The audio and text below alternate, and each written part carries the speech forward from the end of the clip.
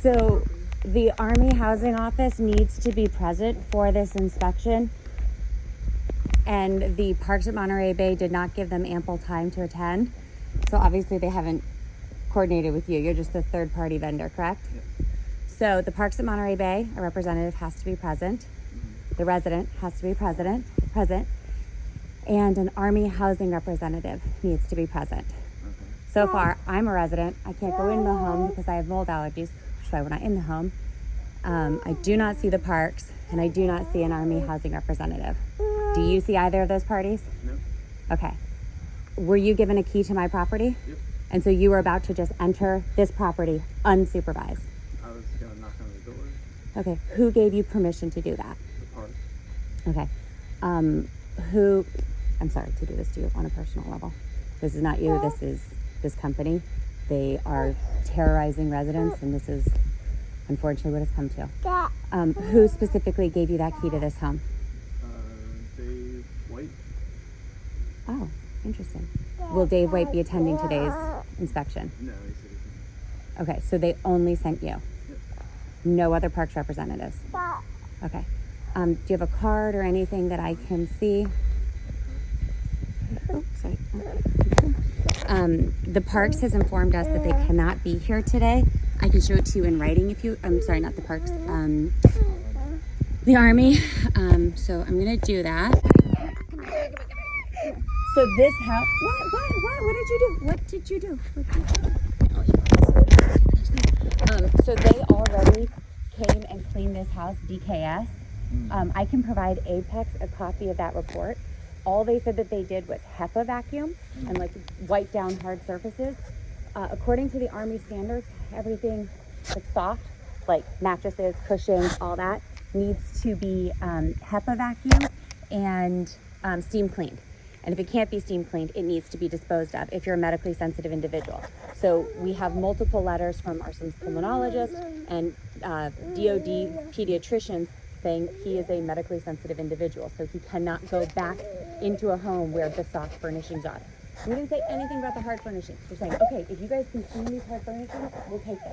But the soft furnishings, our pediatrician and our Stanford Children's Health pulmonologist, who has said he's seen an alarming rate of military families specifically suffering from pulmonary distress that does not match with what he sees in the greater community, which should tell you something right there. If a Stanford pulmonologist or multiple Stanford pulmonologists are seeing trends only happening in military housing, where they just move us from one place to the next, like within the same community when our homes are found to have visible mold. But anyways, DKS, all they did was HEPA vacuum and wipe down things. The medical providers and the Army standards say that soft, porous goods, like a couch, a mattress, curtains, clothes, toys, they all need to be steam cleaned. They were not steam cleaned, and we have their report saying that. So even if they HEPA vacuumed everything, would you be able to see visible mold on those things if they just HEPA vacuumed them?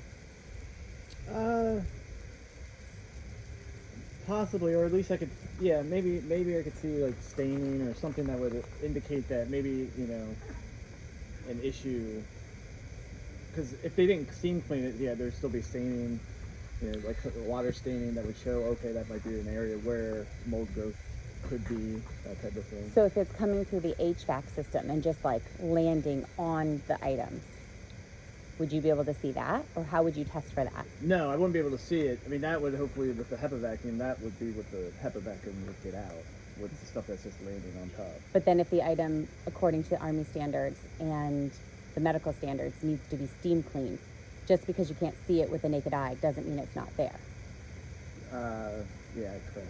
So then how would you assess that it's not in those soft items? If you can't visually see it on there, because they covered everything in plastic, if you look through the windows, you can see it's covered with plastic. And they actually at the time said that they didn't clean everything. They didn't clean the soft goods because DKS was under the impression that all of our soft goods were going to be disposed of.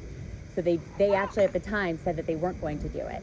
Now the reports are vague as to whether or not they did it. They said all things. So it's like, well, I would assume if you're saying everything, that means everything in the home, including the soft goods. But back to the question, if the surface has been vacuumed, what could you do? What kind of testing could you do of the soft goods?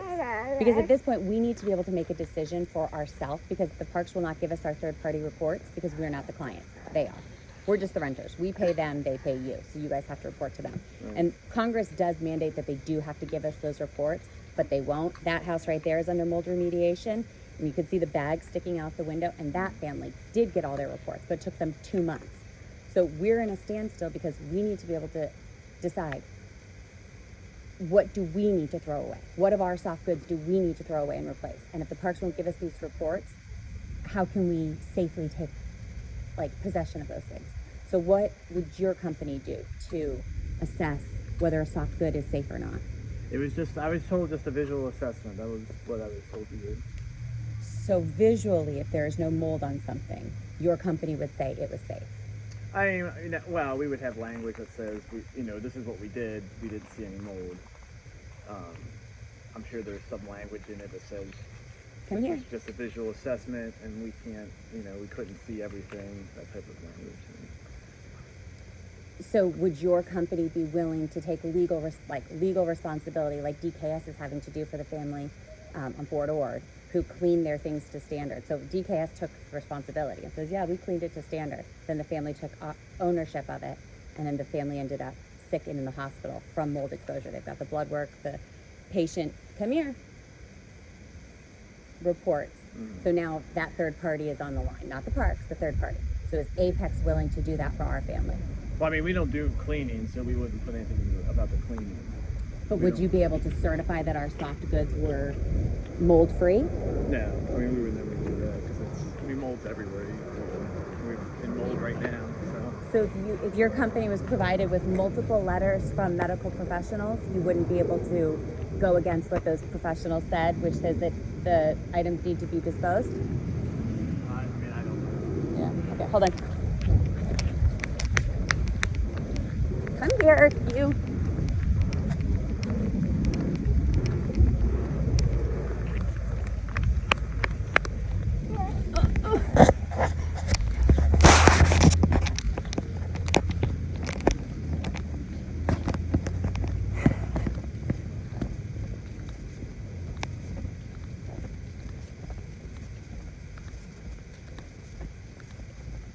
So that's where we are with this. They're going to try to get you guys to say that there's no mold on our items. Then we take possession of them. And if anything happens to me or my child, because we have the same mold allergy, you guys would be the ones we end up suing. So trying to save your company a lot of time and heartache. The parks just did this to another third-party vendor, and they're gonna have to fight their own battle. But because we didn't take possession of it, DKS is more or less off the hook. If we take possession of it and get sick, DKS is on the hook. Right. If you come in and you certify that there is no visible mold and we should be able to take possessions of these soft goods, then Apex is on the hook. And when the class action lawsuits start going through and the Army investigations that are already underway, there's already congressional reports being written about this. We've already contacted all of our Congress people. We're not the only family this is happening to. We're just the first to catch them at least enough in the act so that we don't end up back in the hospital, because we've all been so sick and have already been hospitalized. They've been sick, we've been sick, families throughout the neighborhood in Fort Ord have been sick, and the parks just runs this game where what they do is they give the responsibility to you. And they go, well, if you don't like it, sue them. But you guys didn't do anything. You just provided them a fluff piece to obfuscate their duty. Meanwhile, they collect millions and millions of dollars from renters just like us, but don't take care of us. They don't make sure our houses don't have mold. We were this house had mold for a year. I reported it to them for a year. We have documentation for a year that this house had mold. They're negligent. That's the most polite way to say it. And just so you guys know, make sure you get your payment up front before you perform services for them, because they've stopped paying vendors. So they have thousands of dollars in debt for hotels that they haven't paid. They have moving companies that they haven't paid. And I don't know about DKS, but the word on the street was payments are getting slower and slower and slower. So as a business person, I wouldn't necessarily be doing business with a company who's going to leave you footing the bill and the responsibility. Yeah. That's literally who you're dealing with. So again, I apologize to come up on you. I didn't think they were actually going to send somebody. I cannot believe they sent you with a key to my home and then Like, it's wild.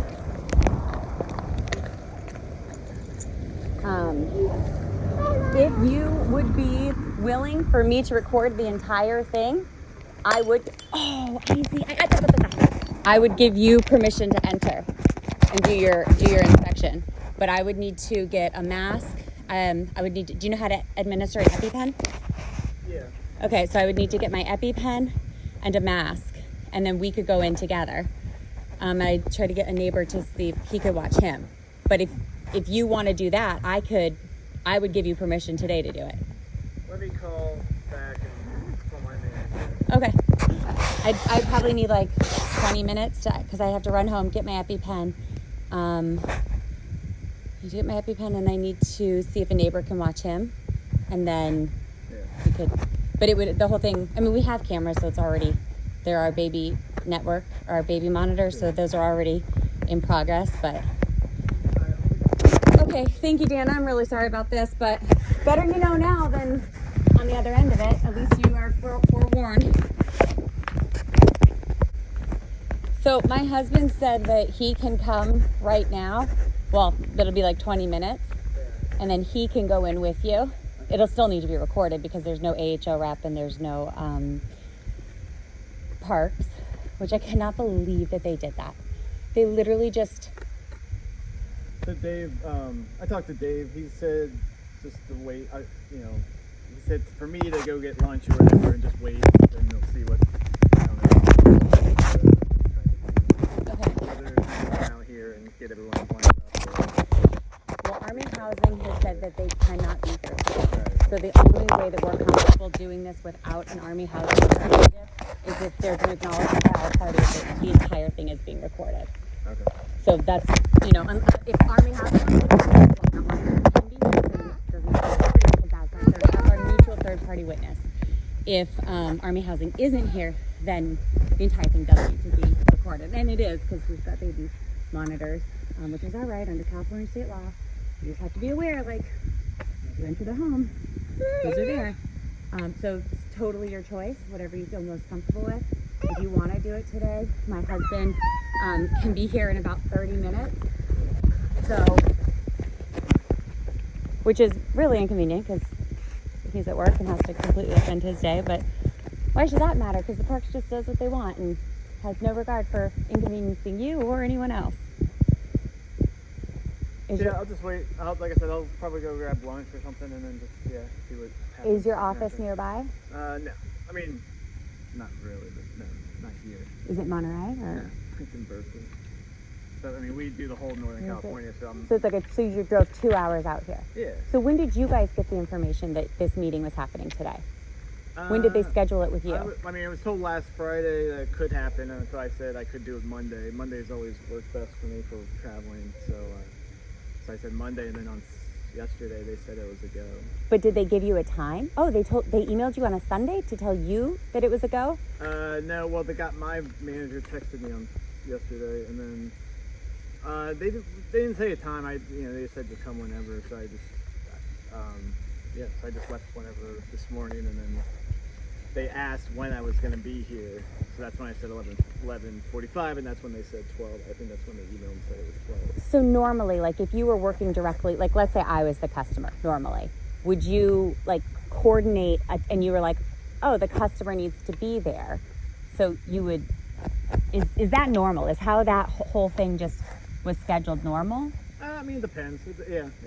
It's not. They're different. It's different. Yeah. Other times you can just go in. Sometimes you have to wait. It's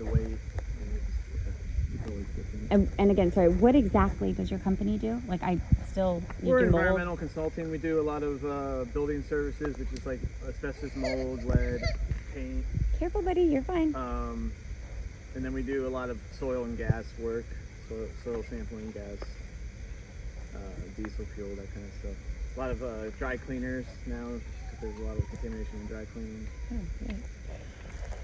Okay, so essentially what they're going to be trying to get from you is a letter saying that our household goods are safe for us to take. That's totally fine. We just need to know what we can and can't take.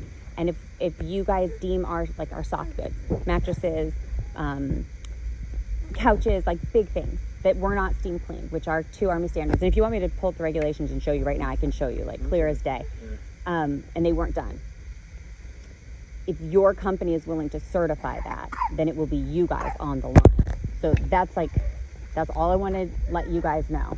And Dave White was smart enough, I guess, not to come himself. He just thought, oh, you know what I'll do? I'll just send somebody there and hope that they can get in and out without anything. So I'll let my husband know. So you're just going to be in the area? Yeah, just until they decide what's going on today and then figure out from there. Okay. So would you guys be willing to have the entire thing recorded? No, I mean, I wouldn't have. Okay. So could you, that's going to have to go like in writing. So unless Army Housing is here, then it has to be recorded. And the home is under surveillance. So like entering is you giving acknowledgement. And I'm not going to turn off my baby monitors because those are my baby monitors. So I guess that's kind of where we stand. It's either recording or AHL. Okay. Thank you, Dan. I'm really shake a hand. I'm really sorry about this, but I'm trying to save your company liability and just so you know who you're dealing with. And if you want, I've got your email in this card. I'll email you the report that DKS did so you can review it. I'll email you all of our medical documentation, and I will email you the Army standards that show that our stuff was not cleaned to Army standards. So, all right, thank you.